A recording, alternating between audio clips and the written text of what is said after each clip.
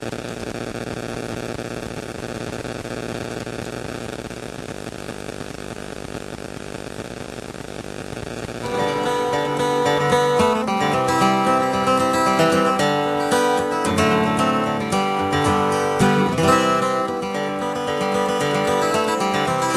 to the Virtual Center for the Study of the Constitution and Civic Responsibility, an ongoing inquiry into American political origins and evolving institutions. The Executive Director of the Virtual Center is Dr. Bill O'Brien. He's also your host for this continuing conversation. Here he is now, Dr. Bill O'Brien. Thank you, Bob Kincaid, and welcome to the 1st of August, the 1st of October. 1st of August, I'm dreaming. I don't want to see summer go. 1st of October edition of the Virtual Center for the Study of the U.S. Constitution and Civic Responsibility. It is a pleasure to be with you today. This is our third consecutive program this week. It'll be our last one until the beginning of next week. And it is a pleasure to be with you today. I want to thank you for being with us, for your faith, not only in the Virtual Center, but in the Head-On Radio Network, and your continued willingness to support the programming and to participate. I know that a lot of you participate actively in Bob Kincaid's program in the evening, both as in the chat room, and I know he does his front porch activity on Friday evenings in his program. I heard a little bit of that last Friday. And I want to thank you. I want to thank you for all of the support, because I'm not only pointing towards the elections, I hope that what we're doing really supersedes any particular election or any particular campaign or anything else.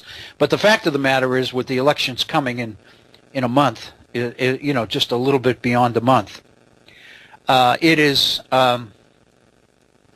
very important, I think, to keep alternative voices out there and on the air and give people an opportunity to hear different sides of some of the contemporary issues of the day. So I want to thank you for your continued support of the Head-On Radio Network. I want to thank you for your support of the Virtual Center. I particularly appreciate it. I would love to hear from you and hear your ideas on some of the things we've been talking about. We've been talking about republicanism as defined by James Madison. We'll be back to that at the beginning of the, in a few moments, because I think it's a good review and lead into yet another issue. But again, if you have issues, concerns, possibilities, suggestions, perspectives, questions, comments, we would love to hear from you.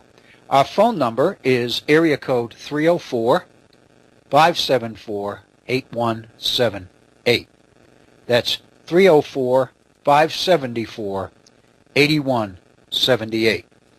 My email address, if you'd like to communicate directly with me via email on these issues or on other issues that we perhaps have touched upon here in the Virtual Center, or maybe issues that we should touch upon here at the Virtual Center, I would love to hear from you. My email address, waobrien906@gmail.com.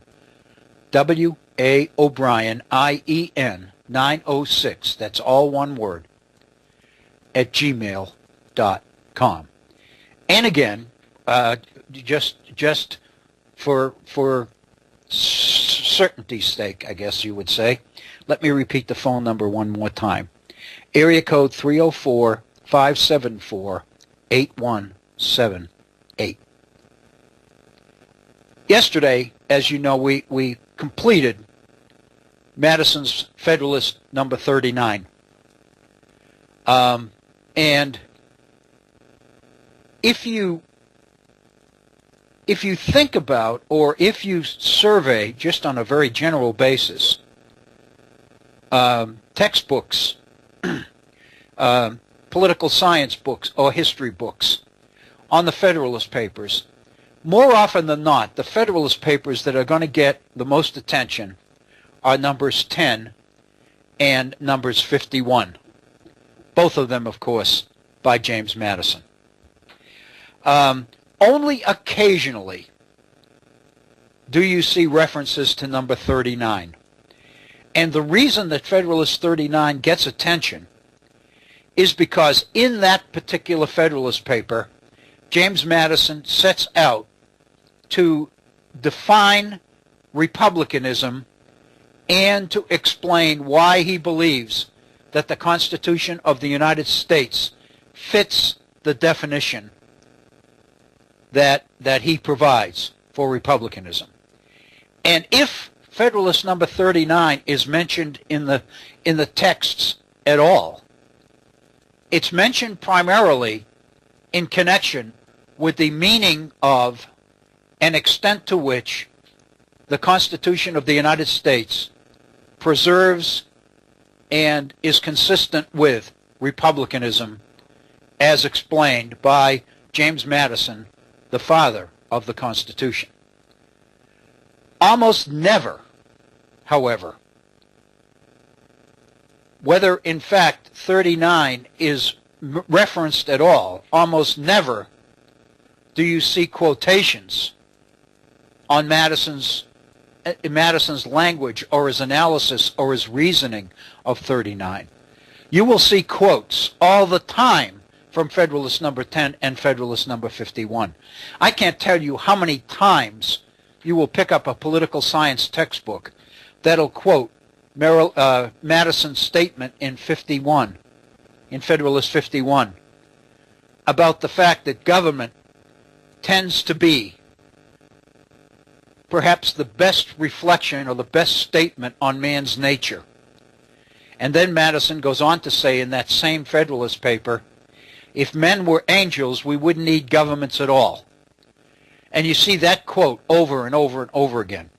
In Federalist number 10, you see an awful lot of comment and quotations associated with Madison's treatment of the concept of factions. But almost never does anybody cite or quote portions of Federalist number 39. I think that what we've done over the last couple of days in going through Federalist 39 in detail is more than justified, because I think that what Madison does with republicanism in that Federalist paper is very significant. Excuse me. More important than that, I think that it's an opportunity for the reader to get into the mind of James Madison and understand exactly how he thinks, how he reasons, and how he reaches the conclusions that he reaches. I believe that Federalist number 39, I think I've said this 3 or 4 times, is one of the most important Federalist papers. And the reason, quickly, because I think I've said this at least once before in the last couple of days, one of the reasons that it's much more important than the attention given it is because it's the first paper that constitutes a shift in focus in the Federalist Papers. Madison makes the point at the very beginning in the first line that the first 38 Federalist Papers concentrated on a section-by-section, article-by-article analysis of the contents of the Constitution of the United States itself. But beginning with 39, Madison was announcing a different direction or a different focus for the next several Federalist Papers, namely the applications of the Constitution in the real world of American politics. And so consequently, that makes Federalist number 39 significant because it's the first. But even more than that, it kind of suggests that because Madison takes up republicanism in this very first application of the Constitution to the real world, then what Madison is telling us is that it is absolutely vital for supporters of the Constitution in taking on the major criticisms of anti-federalists that they begin with the most significant one, which is the challenge to the Constitution as not adhering to the principles of republicanism. That, I think, is the reason that 39 is so important, because republicanism is so important. And Madison's felt need to address republicanism right away and to reassure the most doubtful citizens that the Constitution of the United States does not conflict with, but in fact is consistent with support, citizen support for the principle of republicanism. As part of that, Madison sets up his case, or his proof, if you will, that the Constitution of the United States is consistent with republicanism by defining republicanism. And it is in that definition that I think we need to focus our attention on Madison's treatment and Madison's strategy, not only in this Federalist paper, but in the Federalist Papers in general.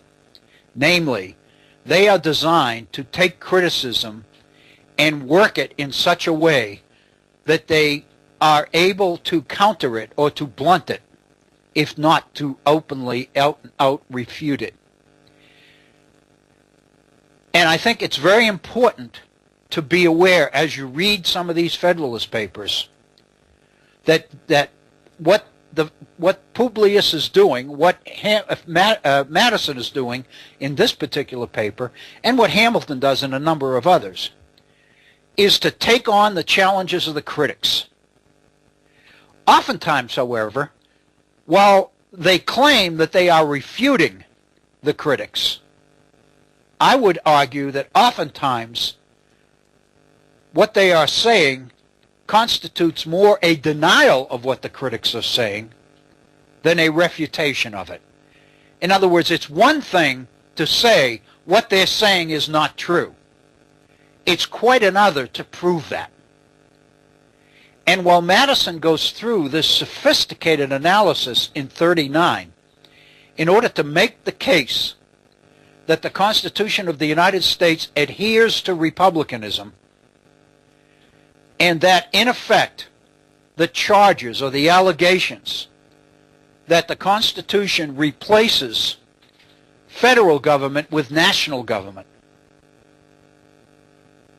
I would suggest that while the analysis is brilliant, the fact of the matter is it's a little bit beyond belief.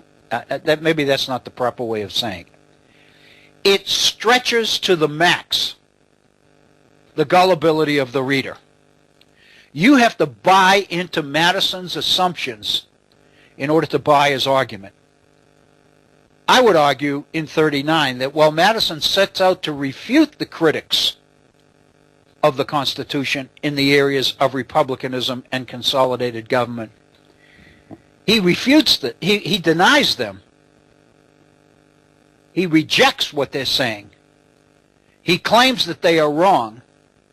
He claims that he has proven that they are wrong. But I'm not exactly convinced in my own mind that the proof that he provides is adequate or is enough to constitute an out-and-out refutation of these allegations. All of it depends on the definition of republicanism that Madison proposes here in number 39. And I want to repeat this primarily because it leads in to where I'd like to go with the rest of our program today. Madison is talking about the importance of defining a republic. And this is what he says. We've been through this now a couple of times, but I think it's that important. He says, we may define a republic to be, or at least may bestow that name on, a government which derives all its powers, directly or indirectly, from the great body of the people, and is administered by persons holding their offices during pleasure for a limited period or during good behavior. The key here is that Madison is saying that if the people are involved in government directly or indirectly, if they are involved in the choice or the selection of the people that man the offices of government, then that alone constitutes republicanism, provided that government's right to govern emanates from the people.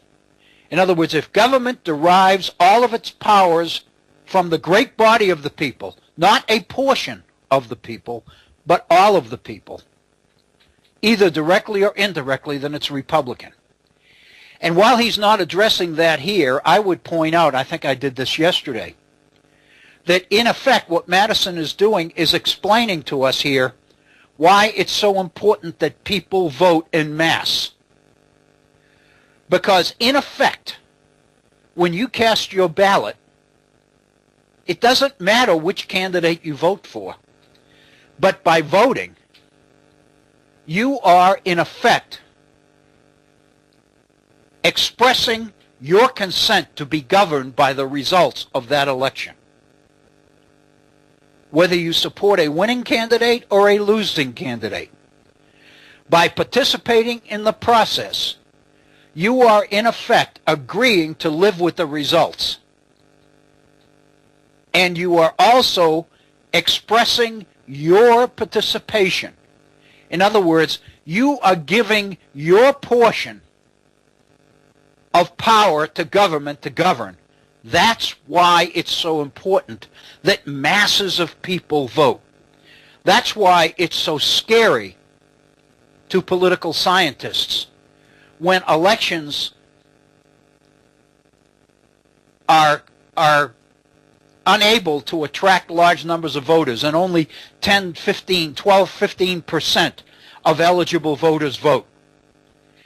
Because since government derives its power from the people, then it's very important that periodically the people reconfirm their consent to be governed by the results of our elections. That's why elections are important. Government's power is based directly upon them, not who wins, but the mere fact that there is an election and large numbers of people participate in it. The strength of the system, the stability of the system is contingent on this. And of course, as Madison says, it's the very fact that there is this process going on a regular basis that legitimizes the label of Republican government. I think this is incredibly important because then, as we talked yesterday in some detail as we went through the document, Madison goes to great lengths to make the point that the people participate in various aspects of the political process under the Constitution, even though in some cases that participation is direct, the House of Representatives. In other cases, the Senate and the President, it's indirect. And even the Supreme Court, he says, while the participation is remote, it's enough, in Madison's mind, to constitute the defense of Republican government. And the mere fact that there's a mix of national and federal components in the way different branches of government are chosen and the way they function and the source of their power, Madison is able to make the case that while critics are right, in some cases the Constitution emphasizes national power rather than federal, he makes the point that there's enough federal in there to reach the conclusion, which is his last paragraph in Federalist number 39, that the conclusion we have to reach is that it's a mixed government. It's in some areas national, in some areas federal. So basically what Madison believes that he has done, a la Ben Matlock, is to raise enough doubt about the allegations of Patrick Henry and the other critics of the U.S. Constitution to suggest that the Constitution, though complicated, does adhere to the principles of republicanism and, at least in some areas, does not constitute the consolidated national government that critics say has replaced the Confederation, the federation of sovereign states. And again, going back to Patrick Henry's speech, which we looked at on Monday, Patrick Henry argued that the change that the Constitution imposes on our political system from the Articles of Confederation is a shift from the Union being comprised of sovereign states joined together in a perpetual league of friendship. The Constitution changes that and produces a consolidated national government in which the states, although they retain a portion of their sovereignty, end up being sovereign entities under this new government, under this new union, rather than the sovereign partners which created it.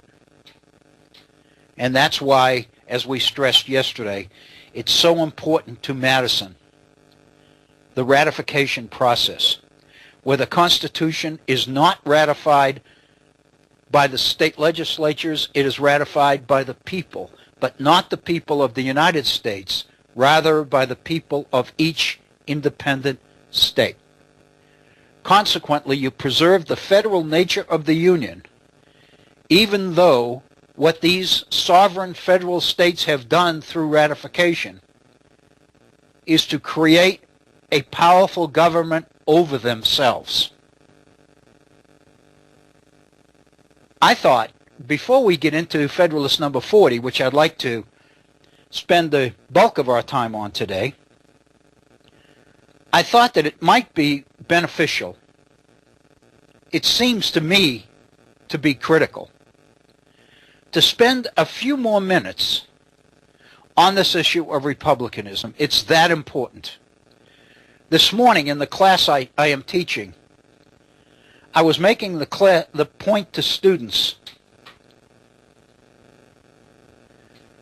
that the issue of republicanism is so important, and I was pointing out to them that while it's mentioned in our textbook, and while everybody's making reference to something called the American Republic, or the Democratic Republic, or these various terms that are thrown around, which are very, very difficult to define, it's almost like the terms are interchangeable because they really don't have any meaning or any substance. The fact of the matter is, republicanism does have substance. It does have meaning. You're not going to find that meaning in Madison's Federalist 59 because all he's concerned about is the form of Republican government, not the substance. And the point that I tried to make yesterday was I think that, in effect, in changing the form of Republican government and defining it in such a broad way, Madison has, in effect, gutted the substance of the term's meaning. So I thought, I said that yesterday, and I'm saying it again now, I thought that it might be a good idea, and this is the approach that I took in class this morning, is to give people an idea as to what the substance of republicanism is. here at the Virtual Center, on more than one occasion in the past, we've looked at relevant excerpts from Montesquieu's Spirit of the Laws, because that's the place, that's the source that critics of the Constitution, anti-federalists, went to in order to make the case that a republic needed to be small in order to preserve the integrity of republicanism. And the example that we used in class this morning, which is my own example, I made this up, but it's an example that students seem to be able to relate to because it relates directly to them. What I was proposing is the following. I said, let's imagine, for purposes of discussion, that the university here has decided that they want to create a policy council to make policy for the university. And they have decided that they want to put a student on it because they recognize that in a university, policy without the input of students is ludicrous. So consequently, the president sticks his head in the door of our classroom and says, we would like your group, this group, to choose one of its own to be the student representative on our university council so that we will have the input of students. And then the president leaves, closes the door, and here we are, the group of us in this room. And then the question is, how much difference does it make which one of us is selected to serve on that council? And we debated that around for a while. And some people said it really is important who you pick because you got to pick somebody that takes it seriously and is willing to devote the time and attend the meetings and all this, which is all true. But the point I made was, if anybody in the room wanted to be picked, then how would they make their case to the rest of us? They would assure us that they do care, they do take it seriously, they will devote adequate time, they will attend the meetings, they will report back to us on a regular basis. In other words, if they really want to be selected, they're going to tell us what we want to hear. So therefore, the criteria of only the interested people is not really relevant, because all of them are going to make that case, make that argument, because they know that that's what we want to hear. So the fact of the matter is, it really doesn't matter that much which student it is as long as they attend the meetings, because our class meets 3 times a week. And you know that if you are selected, and you can be anybody in the room, it doesn't matter. If you are selected and you go to the first meeting of the council, when you come back to class next Monday, the first question that everybody's going to have you ask you is, what happened at that council meeting? What did you do? What did you say? What kind of issues did they discuss? In other words, the people who elected you are really in control of what you do, because they are able to hold you accountable for your behavior on that council, because you come here on a regular basis 3 times a week, which means they have an opportunity to make sure that you're carrying out their wishes. And because we're all contained within this room, it's possible for all of us to get together, discuss issues, and pretty much reach consensus, at least significant majority rule, on what positions on policy this group would want. So the fact of the matter is, even though you are elected to go to the council and to speak and to vote, The fact of the matter is, because you are forced to come back and render an accounting to us regularly, you really are not an independent decision maker. You are merely our agent. We tell you what to do. We instruct you on what particular positions to take on policies. And then after the fact, we hold you accountable to make sure that you did indeed do what we told you to do. So in effect, we have the power. You don't. We do. Because if you start to vote in ways that we don't want, your political career's over. We'll just appoint somebody else. But let's assume, and this is the point that I made further, let's assume that the council and the policies in question that this council is going to consider do not just relate to this particular area right here in our little community. Let's recognize the fact that this university has 3 campuses in 3 urban areas in southern West Virginia. And as the student representative on that council, your job is not just to represent what the people in this room want. Your job is to represent students on all 3 campuses. The result of that would be that you, in effect, cease to be accountable to us and now become the decision maker. Because you can come back to us, and if we don't like the position you took on a particular policy, you can now say, wait a minute, I don't just represent you 10, 12 people in this room.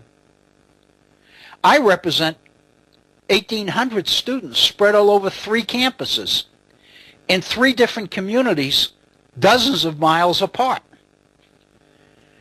And one of the main campus is in Charleston, West Virginia, the state capital.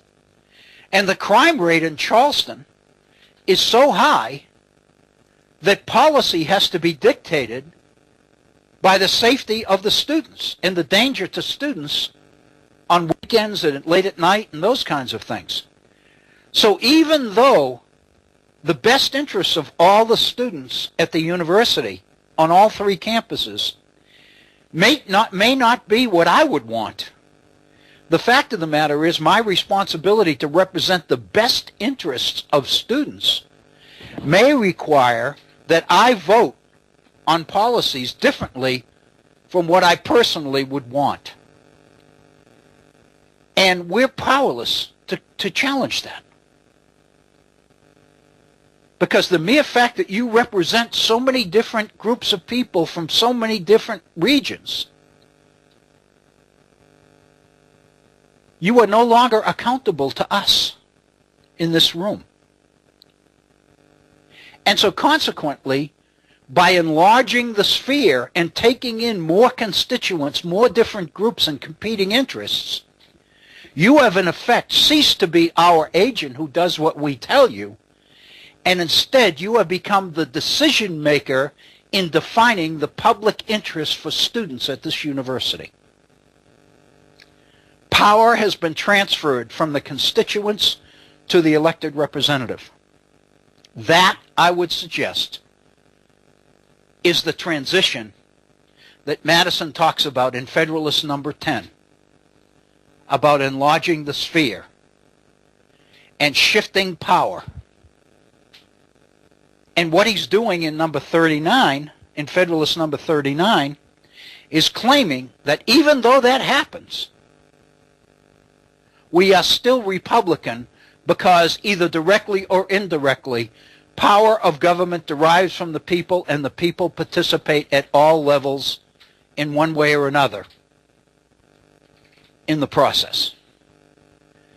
So what Madison has done effectively is gut the substance of republicanism by taking power and putting it in totally different hands, but at the same time trying to making the case that that change does not constitute the abandonment or the violation of republicanism. I think It is absolutely fantastically interesting and important. I think that this Federalist paper, as I mentioned yesterday, is one of the most important for that reasons. And again, as I mentioned yesterday, I believe that the reason it doesn't get more attention is because it's so difficult to read and understand. I believe that's part of the story. I don't think that's an accident. I don't think it's a reflection on the reading abilities of the citizens at all. I think it's a credit to the sophisticated analytical ability of the author. In this case, James Madison. So with that, what I did this morning in class is I went to what I believe is a very reputable source, and it's Gordon Wood. Gordon Wood is probably the most prominent historian of revolution and constitution in the country today. He's the author of the book Radicalism of the American Revolution, which won the Pulitzer Prize. He's the author in the 1960s of a book called Creation of the Federal Republic, which is a 600-page collection of primary source materials relating to the nature of republicanism and the nature of consent and the nature of the state of nature and all the rest of it. It's one of the most brilliant pieces of research I've ever read. There's nobody that knows more about republicanism as the founders understood it than Gordon Wood. So what I did was to go online and look at more than a dozen sources. And specifically what I was looking for was a concise treatment of republicanism by Gordon Wood. Because I think everybody would agree, critics and supporters alike, that there's nobody who knows more about and has written more about republicanism in this country than has Gordon Wood. And I was successful in finding a source which consists of 4 quotes, 4 paragraphs by Gordon Wood that I think really give us a sense of what republicanism in its substance was really all about. So what I'd like to do is share that analysis with you, primarily to create a contrast with what James Madison has just done in Federalist number 39. Gordon Wood says, according to the classical Republican tradition, and I had to explain to students that when you see the word classical, you're talking about going all the way back in history to the classics, to Plato and Aristotle, and Greek democracy, Athenian democracy, as well as back to the Roman Republic, to Cicero and Sallust and Tacitus and Solon, and Solon's compilation of the laws of the Republic. Because that's what the founders did. And when they talked about republicanism, they talked about recreating the classical definition of government, of republic, as the ancients sought to practice the term. So when Gordon Wood talks about the classical Republican tradition, he's talking about the period of the ancients. And Wood is saying, according to this classical Republican tradition, man was by nature a political being, a citizen who achieved his greatest moral fulfillment by participating in a self-governing republic. Wow. Think of what that one sentence says. the greatest moral fulfillment of a citizen. And parenthetically, we realize, of course, that at this time, everybody, only the minority were citizens. Most people weren't citizens. If you were slaves, a slave, if you were female, if you were poor, if you were black, you were not a citizen. So being accepted by your peers as a participating citizen was an honor. But nonetheless, these are the people who made a republic functional. And what Gordon Wood is saying is that the greatest moral fulfillment by participating in a self-governing republic is the ultimate for the citizen. No citizen can have a greater sense of moral fulfillment than to be allowed as a citizen to participate in a republic that is self-governing, where the people make the rules under which they choose to live. And then Gordon Wood says public or political liberty, or what we now call positive liberty, provided the means by which the personal liberty and private rights of the individual, what we call today negative liberty, were protected. This is critical. Because what Gordon Wood is saying here is that the act of participating in government, the act of being a participating citizen in the self-government of the republic, is the way that you strengthen personal liberty and the private rights of individuals, based on the idea that the value of the individual and the value of individual freedom is a direct function of the strength and the viability of the republic. If the republic's in trouble, your freedom is in trouble.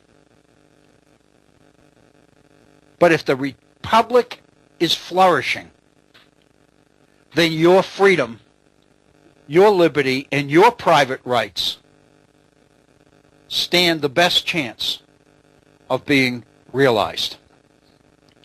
In this classical republican tradition, Wood says, our modern distinction between positive and negative liberties was not yet clearly perceived, and the two forms of liberty were often seen as one.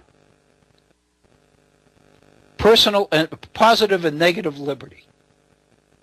Positive liberty is the freedom to do something. Negative liberty is the freedom from government interference, for example. And the assumption that if government cannot interfere with you, then you are free.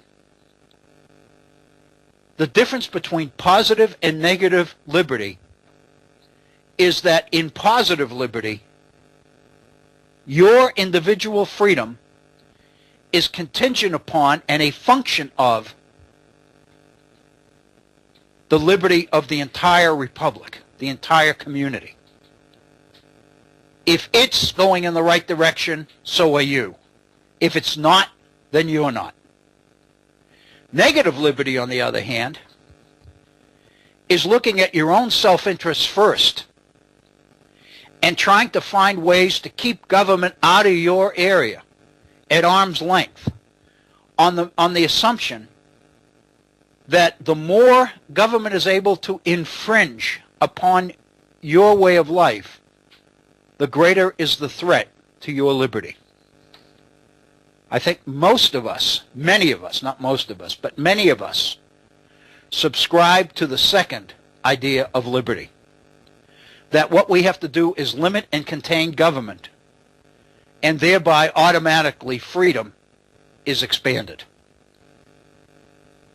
What Gordon Wood is saying is that in classical Republican tradition, your liberty was a direct function of the stability and the strength and the viability of the community or the republic.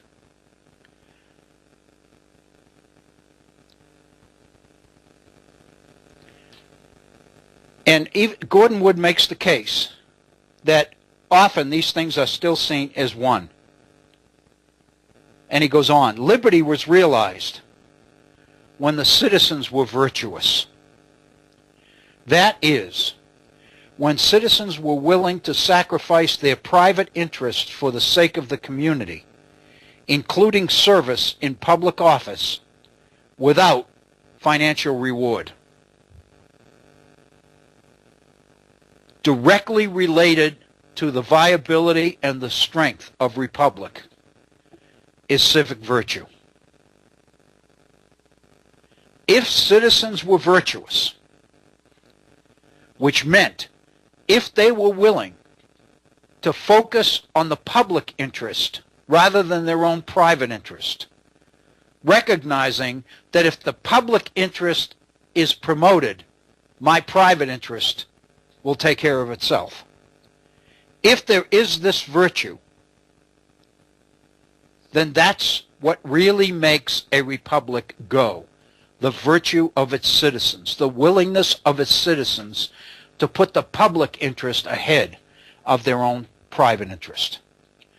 This virtue, Wood says, could be found only in a republic of equal, active, and independent citizens.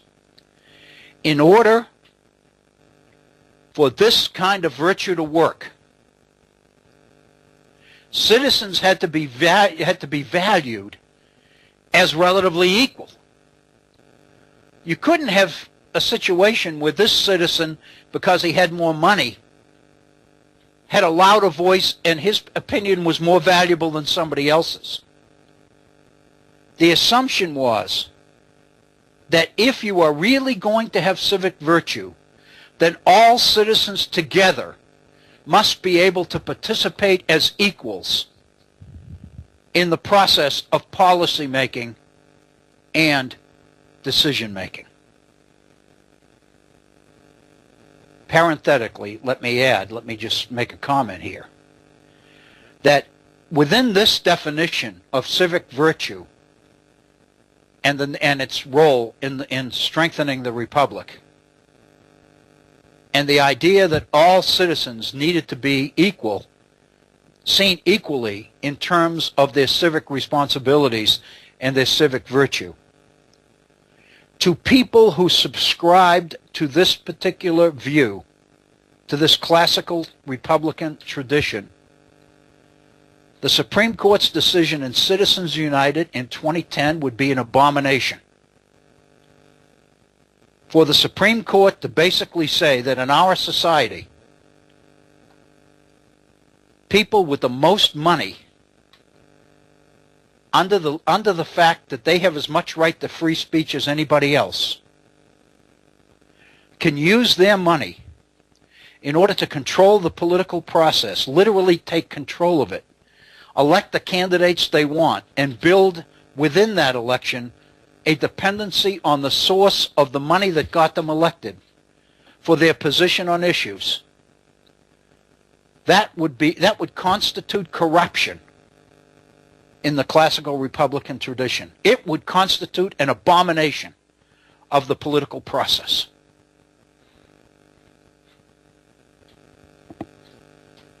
End of commentary. To be completely virtuous citizens, men, never women, because it was assumed that they were never independent. Citizens, by definition, had to be independent. What that means is they can't be subservient to anybody that tells them how to behave and what to do. They must be independent thinkers. Consequently, what that means is they have to be independently wealthy. The thinking is that if you work for somebody else, if you work for a salary, then that very fact creates an element of dependency which in this classical tradition would render you not qualified to be a citizen. Because the mere fact that you depended for your day-to-day existence on an income provided by somebody else would mean that you were not independent. That's why women were denied citizenship. Because the thinking was that they were dependent, whether it was on their parents when they were young or whether it was on their husband when they reached the stage of marriage. And that consequently the male dictated the political priorities of the female. That was the assumption.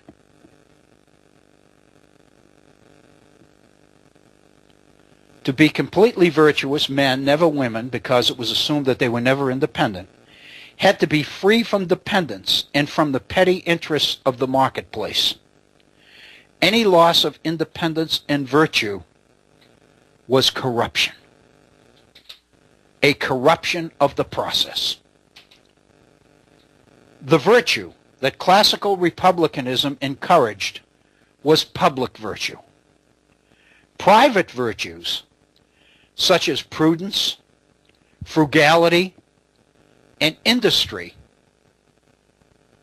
ingredients which contributed to capitalism, private virtue was important.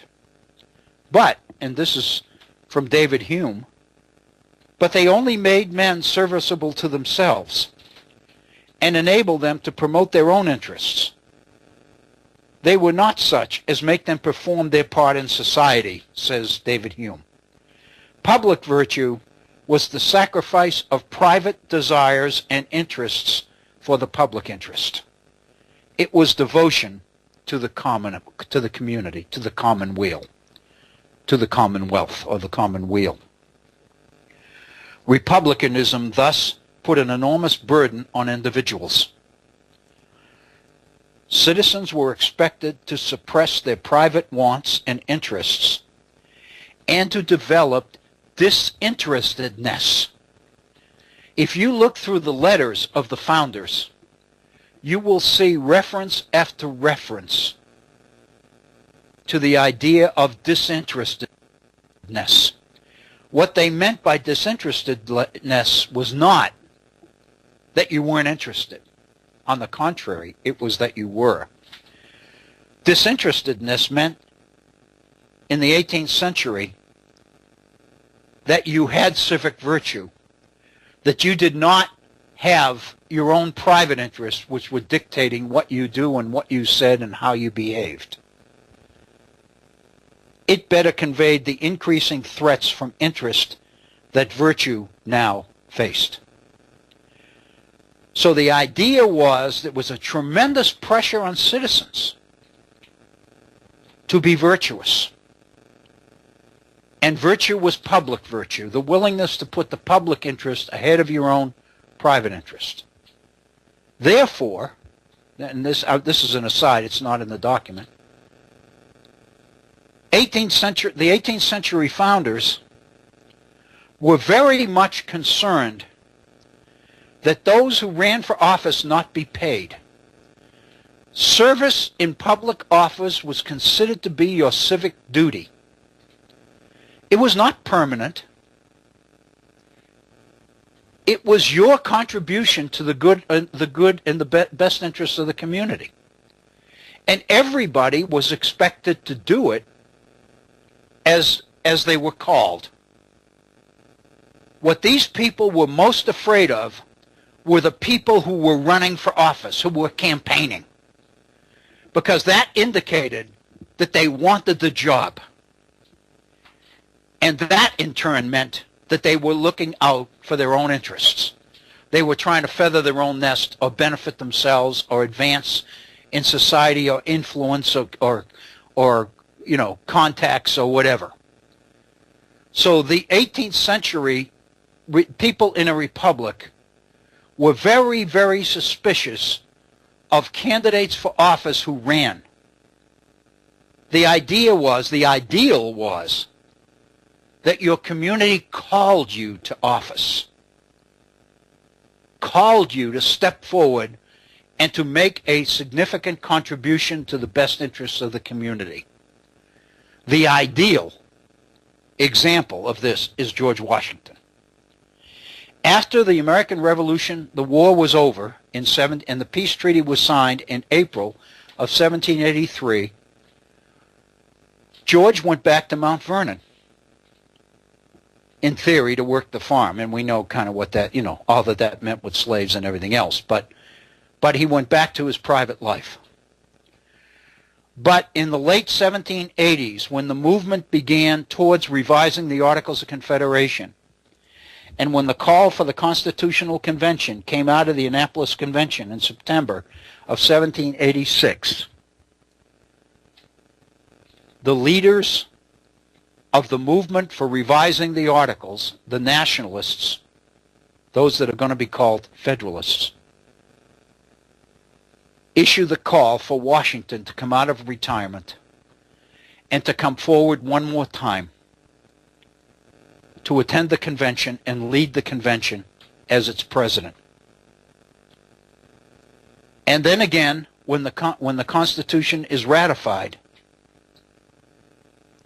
unanimously, Washington is chosen as the first president. And once again, he is called to public duty. That's the ideal. Because the founders were so aware of history, they realized that people with power only very rarely were willing to give it up. And Washington did that. Washington was considered the epitome of what civic virtue and commitment to the public good was all about. He was the example that everybody could relate to. He's the only president that was ever unanimously selected as president. And this is why. Precisely because republics required civic virtue and disinterestedness among their citizens, they tended to be very fragile entities, extremely liable to corruption. What we're talking about here is an ideal, is a very idealistic phenomenon.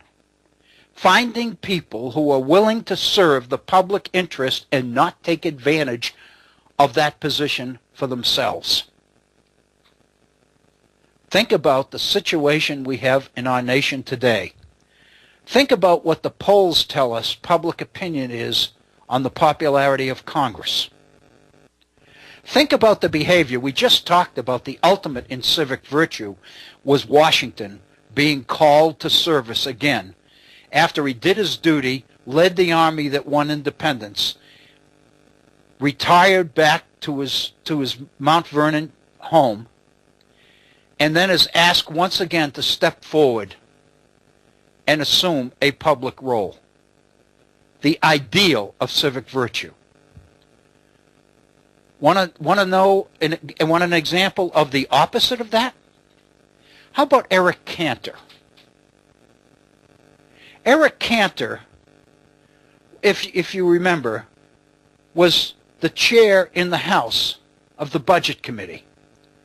He was the Republican guru over the budget in the Republican Party that controlled the House. Eric Cantor was the major spokesman for reducing taxes,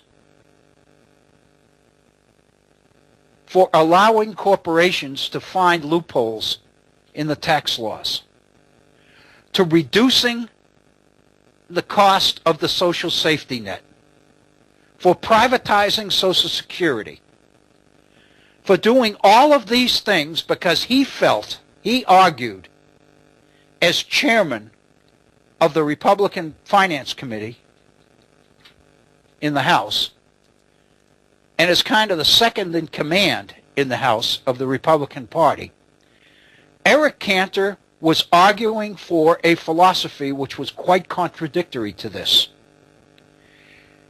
And he asked us to believe that he was telling us the truth, and that his primary goals were to balance the budget, get control of the deficit, and do what was in the best interest of the citizens of America, the public interest. And lo and behold, he lost the primary in the spring in Virginia. He lost his seat.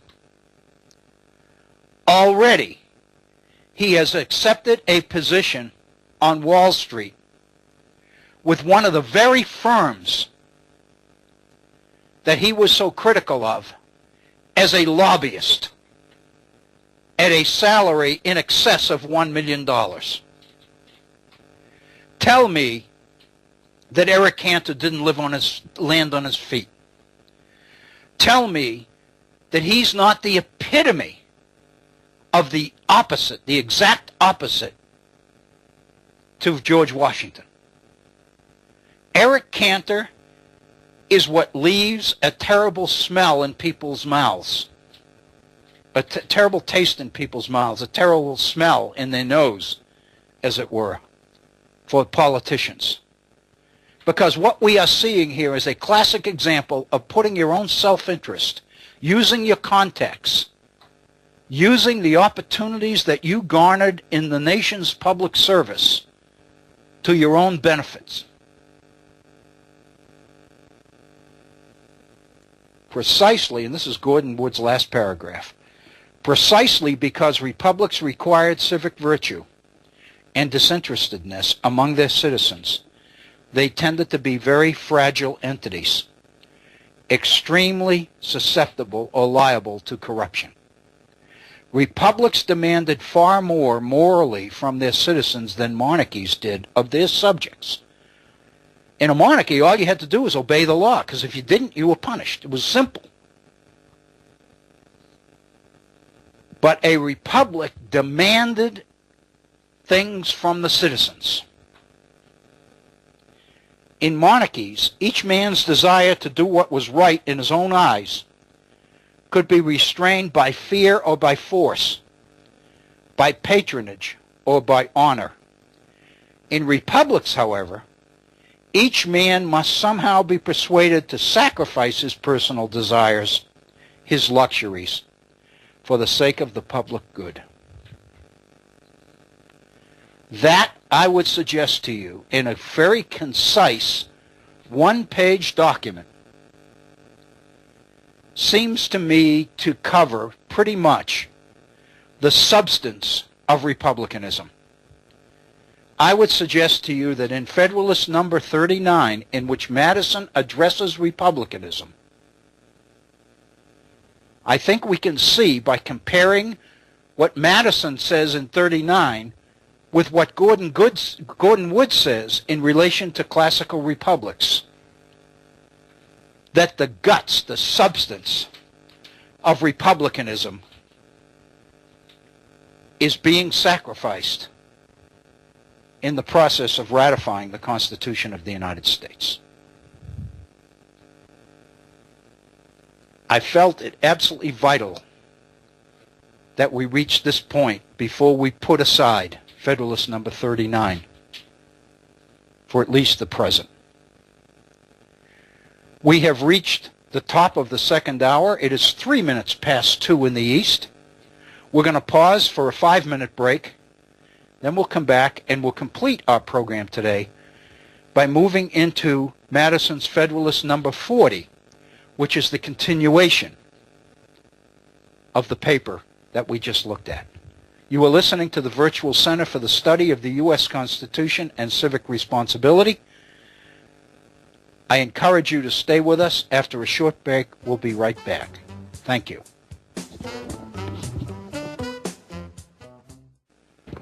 Thank you, Bob Kincaid, and thank you for those of you who have been with us here at the Virtual Center during our first hour and have chosen to stay with us for the second hour. I appreciate that kind of faith so much, and I thank you for it. Welcome to those who might be just joining us for this, our second hour in today's program at the Virtual Center for the Study of the U.S. Constitution and Civic Responsibility. We've been looking at James Madison's Federalist No. 39. We covered that document in some detail yesterday. In our first hour today, we reviewed it. We kind of contrasted Madison's approach to republicanism with the treatment of republicanism given the idea of the classical Republican tradition by Gordon Wood, who is considered to be, in today's United States, among historians, the preeminent scholar in this particular period of the American Revolution and Constitution, and really the preeminent authority on the issues of republicanism and the ingredients and associated behaviors with Republican government. So it is a pleasure to be with you here at the Virtual Center. I thank you for your willingness to tune in. We would love to hear from you. We have a phone number that has been reserved specifically for this purpose. It's for your access to get your ideas and your concerns and opinions on the air. I would love to hear from you. I know that our listeners would as well. Our phone number is area code 304-574-8178. That's 304-574-8178. If you'd like to communicate directly with me via email, I would love to hear from you. I really do cherish your ideas and your thoughts and your reactions to our programs. So if you take the time to send me an email, I promise you that I will do the very best I can to respond and give your email the kind of attention and the kind of focus that it deserves. My email address is waobrien906@gmail.com. waobrien, IEN, 906, all one word, @gmail.com. I believe, and I hope you agree with me if you've been with us, that we have done justice to Madison's Federalist No. 39 and Madison's treatment of republicanism and his efforts to define republicanism in such a way that the Constitution of the United States fits under that definition rather than conflicts with it, as was being alleged by the Anti-Federalists, by opponents of the Constitution. If you remember, when Madison opened 39, he made the point that there were two major challenges, or two major issues, on which the Anti-Federalists were basing their criticisms and their attacks on the Constitution of the United States. The first was on republicanism, the extent to which they were arguing that the Constitution of the United States revised or rejected, if you will, contradicted the principles of republicanism, and instead replaced the Confederate government of sovereign states that were organized in order to implement republicanism with a consolidated national government that they believed made republicanism, as they defined it, not as Madison defined it, as they defined it, impossible. I think what we've done, I hope what we've done, is explain both sides of the issue, and we concluded in our first hour with what I believe is a very concise yet very comprehensive view of classical republicanism as a way of understanding that indeed much of the substance of republicanism as classical Republican theory defined it, was being lost in Madison's rather vague, flexible definition of republicanism as being government deriving its authority to govern from the entire body of the people, either directly or indirectly. The second issue, you will recall, the second major criticism that Anti-Federalists were making against the Constitution of the United States was that the convention that wrote it went too far, that the delegates had overstepped their legitimate bounds, that the convention, called to revise the Articles of Confederation, had instead chosen to scrap the Articles and replace it with a whole new kind of government, and that this was a violation of the instructions given the delegates by the states who sent those delegates to Philadelphia in the first place. Madison believes that it is critical to address the issue of republicanism, and now in Federalist number 40, to address Anti-Federalist criticism that the Constitution of the United States was in fact illegitimate because it exceeded the instructions and the charge of the delegates who framed it. That is the thrust of Federalist number 40.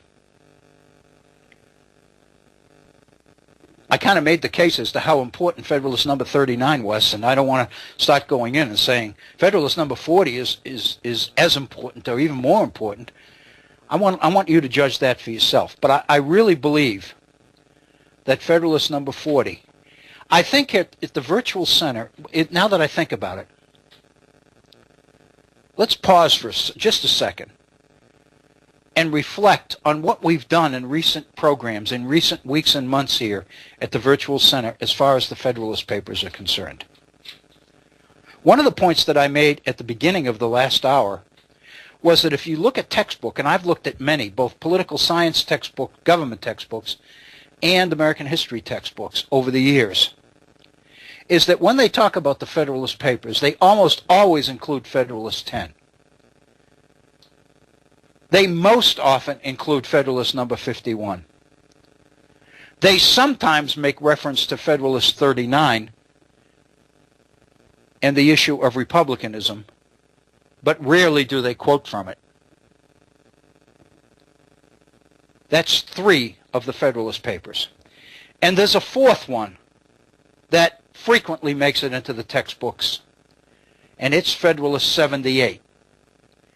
And the reason 78 gets so much attention is because in that paper, Madison addresses the issue of judicial review, the right of the court to strike down legislation as contrary to the Constitution of the United States.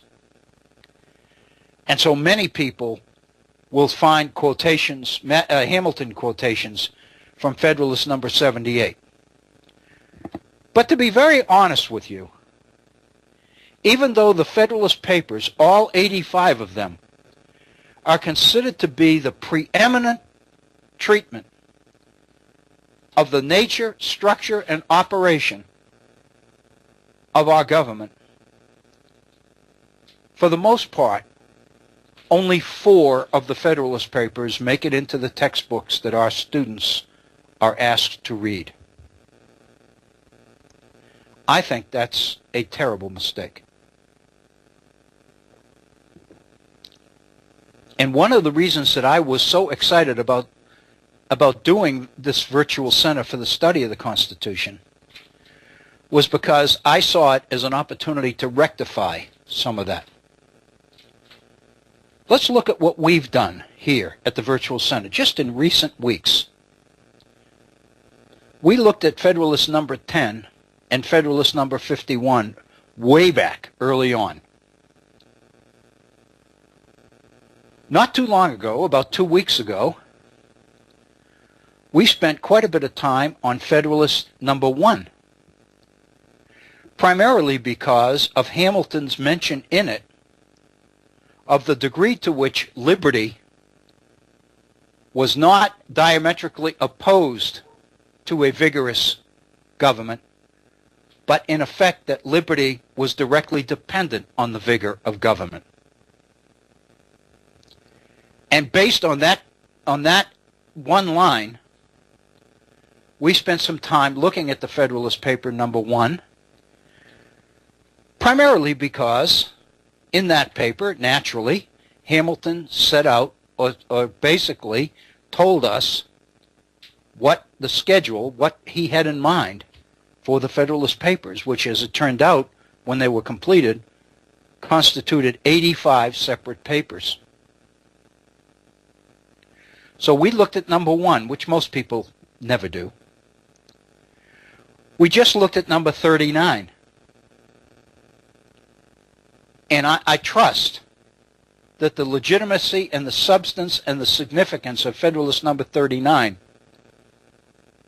has been proven. We're about to look at 40.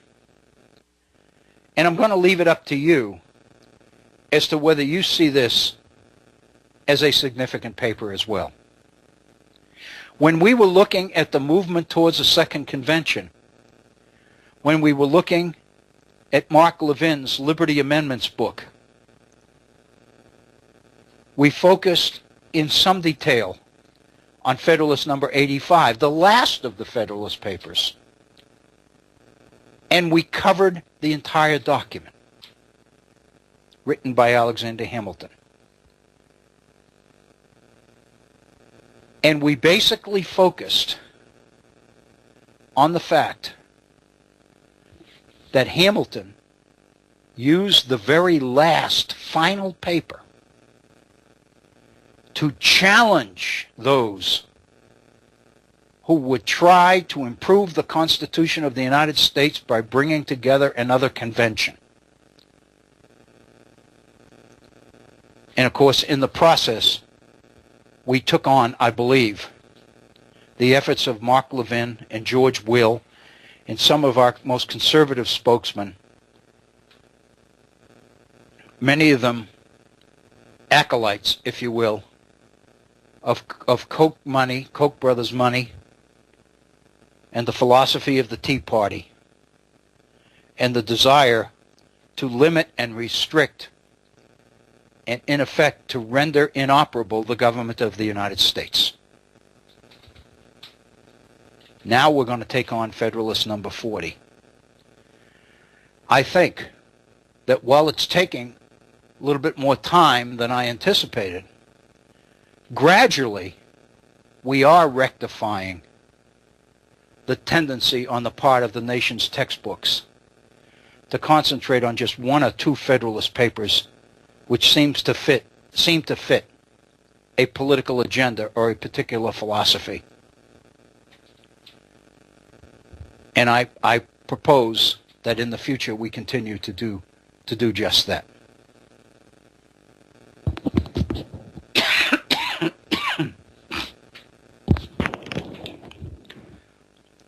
We are at 20 minutes after the hour. We have about 40 minutes left, so we probably will not be able to totally complete this document today. But it kind of will provide a lead-in and a subject for at least the good portion of our program on Monday. But in Federalist No. 40, Madison continues from 39 by saying the second point to be examined, recognizing that 39 was the first point, whether the convention were authorized to frame and propose this mixed constitution. Translation: is what the convention did legal? Let me make a couple of points just to try to establish the credibility of this issue. The Articles of Confederation required that in order to amend the Articles, in order to change in any way the structure of government required the approval of all 13 states. It had to be unanimous. At the Constitutional Convention, the Federalist leadership recognized that to get a unanimous vote of all 13 states on the Constitution of the United States was impossible. Rhode Island wasn't even there. So by definition, the Constitution of the United States, no matter how popular it was among the delegates, came out of the convention as the replacement for the Articles of Confederation, but since it didn't meet the terms of the Articles for change, one could technically argue that mandating that the Constitution would be ratified when it received the support of 9 of the 13 states rendered the Constitution of the United States, technically at least, not legal. So there are serious questions as to whether, in fact, the Constitution of the United States was legitimate, whether, in fact, it was even legitimate for Congress to submit this to the 13 states for ratification and declare that when 9 states approved, the Constitution would be the supreme law of the land. So I think right at the very beginning, Madison is pointing to an issue here. Are we even legal? Is the question that Madison proposes for Federalist number 40. Madison says the powers of the convention ought in strictness to be determined by an inspection of the commissions given to the members of their respective constituents. In other words, the best place to start if we're raising questions about the powers of the convention is to look at the instructions that were given to the delegates by the states. As all of these, however, had reference either to the recommendation from the meeting at Annapolis in September 1786 or to that from Congress in February 1787, it will be sufficient to recur to these particular acts. Already, Madison is redefining the issue here. Because what he says is, we don't have time to look at the commissions of each state who sent delegates to Philadelphia. There were 12 of them. We're not going to go through all the details and of all of those. Madison said, let's shorten the process by reaching a couple of agreements. Let's agree that all of these commissions from the different states made reference either to the Annapolis Convention call for the Philadelphia Convention in September 86 or the call from Congress that went out in February 1787. And since all of the commissions in one way or another touched one or the other of those 2 calls, then what we'll say for purposes of discussion that it will be sufficient to just look at those 2 sources. And that'll be enough to make the case. In a sense, Madison has adopted a shortcut here. Of course, it's very important to recognize and remember that the Annapolis Convention, only 5 states showed up. And there were only about a dozen delegates there, I think 11. And it looked like it was going to be a failure. But if you'll remember from 4 or 5 weeks ago, when we looked at this Annapolis Convention, Hamilton seemingly was able to secure victory from a sure defeat. because Hamilton was able to take one of the commissions from the state of Delaware and use it as the model for the requests that went out, that went to Congress to call people to the Philadelphia Convention. So in a sense, one of the two sources that Madison is asking us to consider in order to make the determination as to whether the convention was legal or not was to refer to a document written by Alexander Hamilton, who happens to be the major author of the Federalist Papers. So Madison's asking for a lot here. But then he quotes the Annapolis Convention call. He quotes it in detail, so I will as well. Madison said the Act from Annapolis recommends, quote, the appointment of commissioners to take into consideration the situation of the United States, to devise such further provisions as shall appear to them necessary to render the Constitution of the federal government adequate to the exigencies of the Union, and to report such an act for that purpose to the United States in Congress assembled, as when agreed to by them, and afterwards confirmed by the legislature of every state, will effectually provide for the same. If you look at that charge from the Annapolis Convention, it's pretty vague. What Hamilton is asking for is the appointment of commissioners to take into consideration at a convention in Philadelphia in May of 1787 the situation of the United States, and to devise, to come up with further provisions as they believe shall be necessary in order to render the Constitution of the federal government. Now notice, not the Constitution, because it's not created yet. The Constitution of the federal government means the structure of the federal government. To render the structure of the federal government adequate to the exigencies of the Union. It's obvious that the mere fact that the convention is meeting in the first place suggests that many people did not believe that the Articles of Confederation, without change, could meet the exigencies of the Union. And then, whatever they came up with, they are to report that to the Congress. And when agreed to by them and confirmed by the legislature of every state that's in attendance, remember, Rhode Island's not even there, will effectually provide for the same.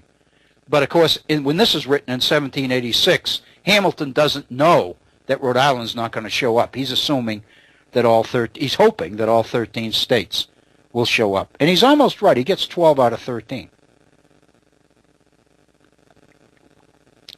So that's the first document that Madison asks us to base the legitimacy of the Constitutional Convention on. Hamilton's very vague call that the delegates are to come together, consider the situation that the nation is in, come up with whatever provisions they believe will better serve the exigencies of the Union, take whatever they come up with and send it on to Congress, and after it gets through Congress, it'll be approved by the state legislatures. By the state legislatures, notice, not the people, by the legislature of every state. So Hamilton, as of yet, September of 1786, is not privy to Madison's analysis of who needs to ratify the Constitution, and it's not the state legislatures. So in a sense, because the convention changed this into ratification by special conventions of the people in each state, we could also make the case that Hamilton had said in the Annapolis Convention that the legislatures of each state would approve whatever came out of the Philadelphia Convention. Consequently, the entire ratification process was not consistent with the original call made in September of 1786. That's kind of nitpicking, but on the other hand, I think the one thing we've seen in the last couple of days is that James Madison is not at all above nitpicking. So why shouldn't we? After he finishes with the Annapolis call for the convention, then Hamilton quotes Congress's call to the states to send delegates to the Philadelphia Convention in May. And this call comes out from Congress in February of 1787 for a convention to meet in May.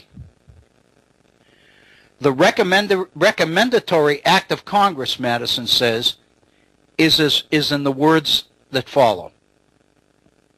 And here's what Congress says. Whereas there is provision in the Articles of Confederation and Perpetual Union for making alterations therein. In other words, there's an amendment provision in the Articles. By the assent of a Congress of the United States and of the legislatures of the several states, and whereas experience has evinced that there are defects in the present Confederation, as a mean to remedy which several of the states, and particularly the state of New York, by express instructions to their delegates in Congress, have suggested a convention for the purposes expressed in the following resolution, and such convention appearing to be the most probable mean of establishing in these states a firm national government, therefore resolved. This whereas lays the groundwork for the resolution, for the call to Philadelphia on the part of Congress. It's a very, very important foundation or groundwork. Let's look at it a second time. Hamilton says, well, Congress says, I'm tying this to Hamilton. He's not in Congress. Whereas there is provision in the Articles of Confederation and Perpetual Union for making alterations therein. In other words, whereas there is an amendment procedure built in to the Articles. Now, he doesn't say what that amendment procedure is, which is the unanimous vote of all 13 states. He skips that. Congress skips that. They don't mention that. Just that there's an amendment procedure. So I guess you could say, if you were reflecting on it, you could say that since there was an amendment procedure in the Articles, that in itself was an admission that the Articles might not always be perfect and might have to be changed. Therefore, you could argue, based on that since there was an amendment procedure in there, that in itself was an admission by the members who created the Articles that they weren't perfect and that there might have to be changes forthcoming.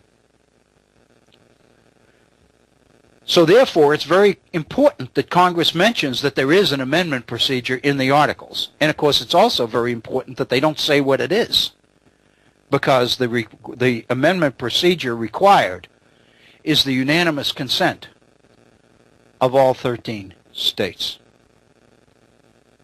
Okay, so we have the amendment procedure for making alterations therein by the assent of a Congress of the United States and of the legislatures of the several states. They do not notice, Congress does not say, by the legislatures of all the states. because that's what it says. They say by the legislatures of the several states. They overlook the fact that it's all of them.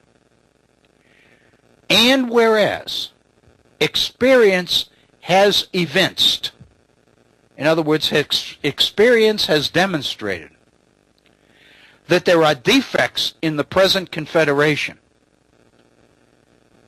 as a mean to remedy which several of the states, and particularly the state of New York, by express instructions to their delegates in Congress, have suggested a convention for the purposes expressed in the following resolution.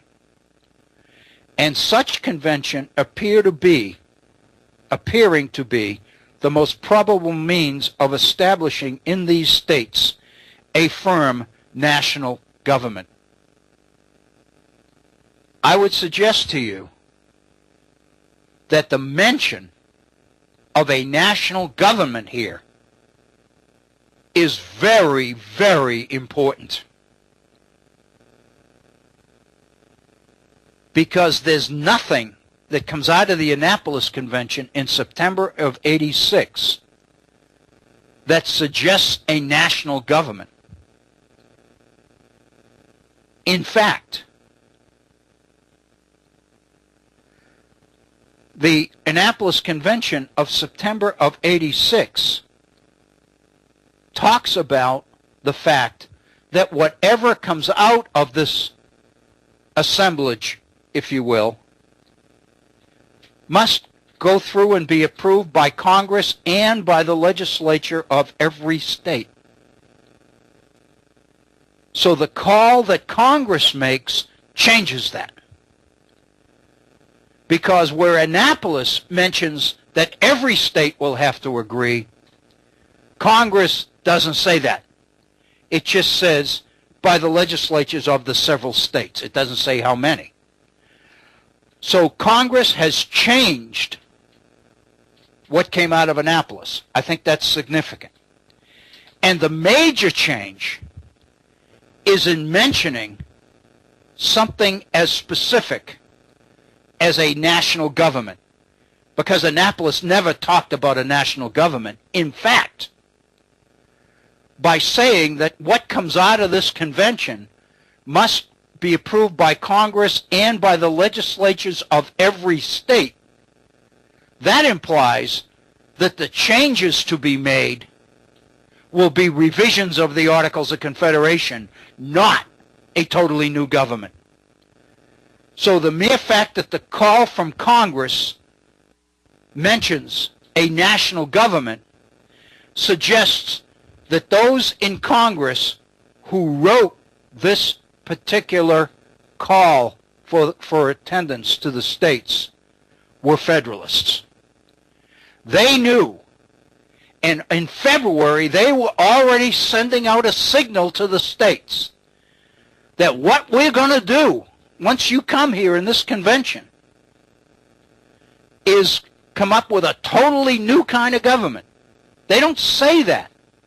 But by mentioning the term national government, they are implying that. And they even make a change by suggesting that it'll be approved by the legislatures of the states, but they never mention that it has to be approved by all of them. I would suggest that between September, the Annapolis Convention, and February, there's been a significant change in the intent of what the Philadelphia Convention is going to do. In September, it's going to revise the articles. By February, it's going to do something way beyond that. But they don't get into the details. But those in the states who are privy to what's going on can read between the lines and know exactly what's going on here. So let's look at the resolution that Congress adopts and sends to the states. Resolved that in the opinion of Congress, it is expedient that on the second Monday of May, next, a convention of delegates who shall have been appointed by the several states be held at Philadelphia for the sole and express purpose of revising the Articles of Confederation and reporting to Congress and the several legislatures such alterations and provisions therein as shall, when agreed to in Congress and confirmed by the states, render the federal Constitution adequate to the exigencies of government and the preservation of the Union. Notice what this says. It says that whatever comes out of the convention must be approved by Congress and by the legislatures of the states. So in a sense, there's nothing in this resolution that talks about a national government, even though the whereases that lead into this resolution mention it. I would suggest to you that this is either a hint or a mistake, because the resolution says that the Convention of Delegates that will meet on the second Monday of May in Philadelphia is meeting, quote, for the sole and express purpose of revising the Articles of Confederation and reporting to Congress and the several legislatures such alterations and provisions therein as shall, when agreed to in Congress and confirmed by the states, render the federal Constitution adequate to the exigencies of government and the preservation of the Union. I would suggest that if you're in court, this is legalisms here. You could make the case, as Madison is making, that the idea of scrapping the articles and coming up with a totally new form of government, a national government, is implied here, if not stated. On the other hand, if you stress the sole and express purpose of revising the articles, and you combine it with the fact that whatever is proposed must be reported to Congress and the several state legislatures, and when agreed to by Congress and the states, render the Constitution adequate to meet the needs of the nation.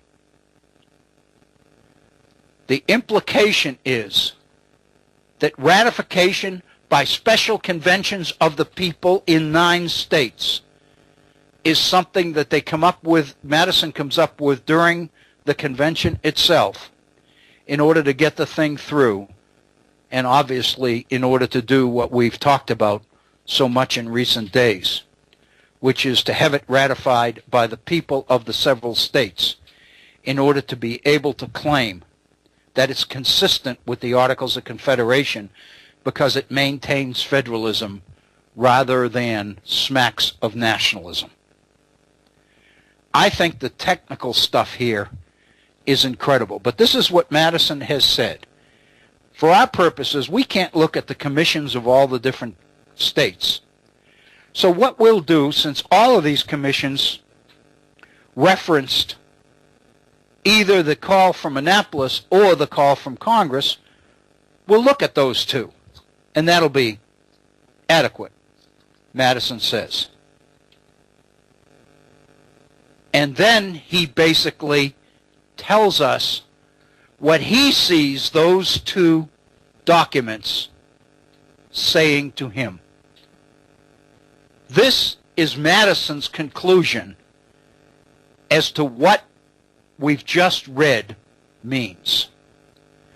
Madison says, from these two acts, it appears, and this is straight Madison, first, second, third, fourth, From these two documents, from these two acts, Madison says, it appears, first, that the object of the convention was to establish in these states a firm national government.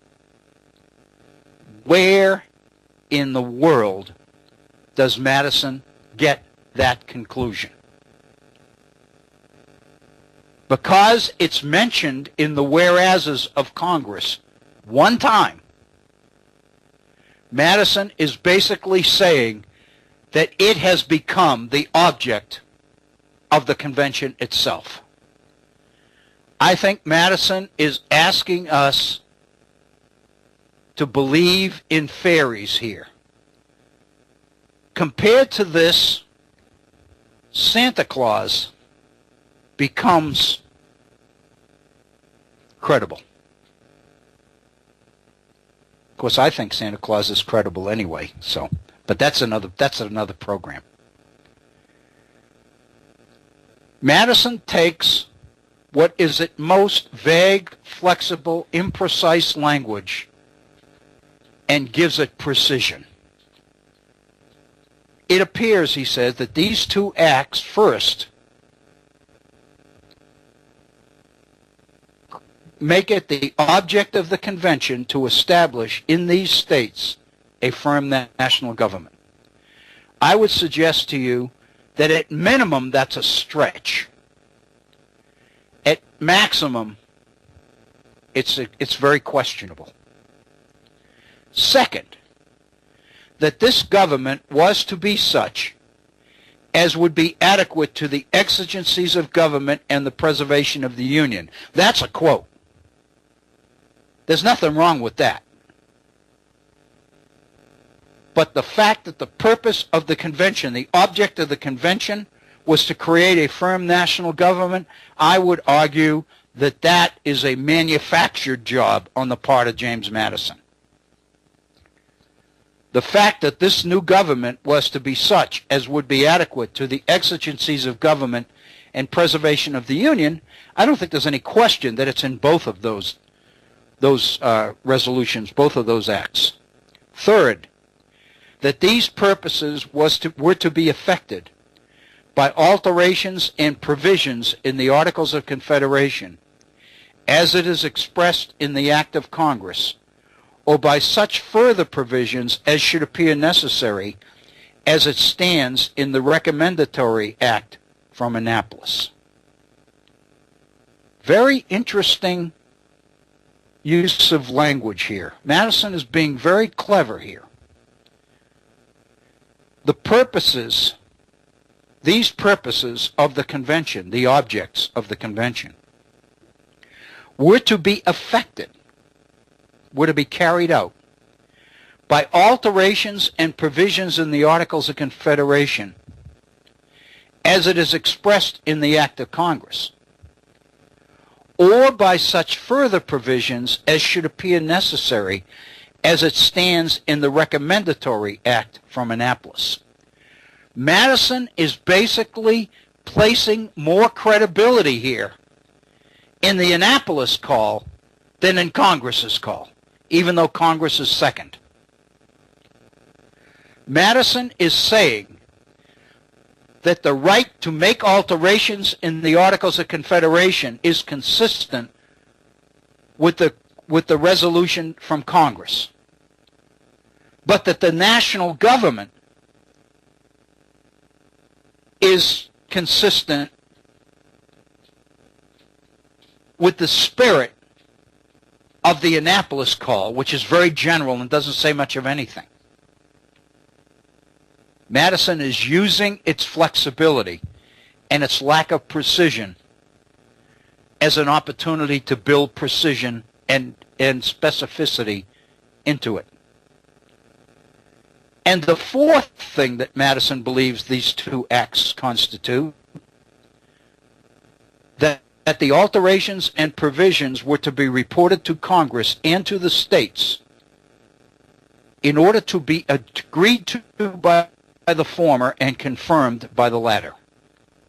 And that is indeed what Congress says.